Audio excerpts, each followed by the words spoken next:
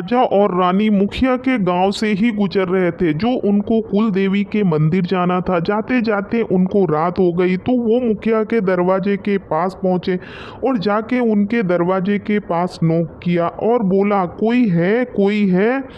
तभी वहाँ के मुखिया बाहर आते हैं, दरवाजे के बाहर बोलते हैं कि कौन है, कौन है। तभी महाराजा जी बोलते हैं कि हम लोग आपके पड़ोस के गांव के राजा हैं, जो हमको अपने कुल देवी मंदिर जाना है, पर हमको लेट हो गया, हमको कहीं रुकने की व्यवस्था चाहिए। तो मुखिया जी बोलते हैं आप हमारे घर में रुक सकते हैं। तभी राजा पूछते हैं आपके गांव में इतना सुनसान क्यों है। तो मुखिया जी बोलते हैं कि हमारे गांव के बाहर एक चुड़ैल है, जो उसको भोजन लेके जाता है तो उसको भी खा जाती है। तो कल मेरा नंबर है ले जाने का राजा जी, मैं लेके जाने वाला हूँ। तभी गांव के लोग सब इतने सन्नाटे में आ गए हैं कि कल हमारे मुखिया जी को भी खा जाएगी चुड़ैल।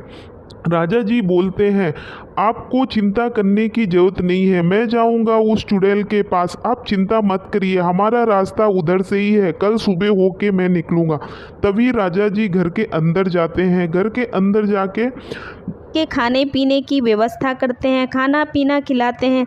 सुबह हो जाती है और बोलते हैं मैं अब तैयार हो गया हूँ जाने के लिए, और चुड़ैल के पास बस निकल ही गए थे। तो जाते जाते वो पहुँचे चुड़ैल के पास। चुड़ैल के पास वहाँ जाके बोलते हैं माता माता। तब चुड़ैल बोलती है बोलो मेरा भोजन आ गया है, क्या लेके आए हो, रख दो।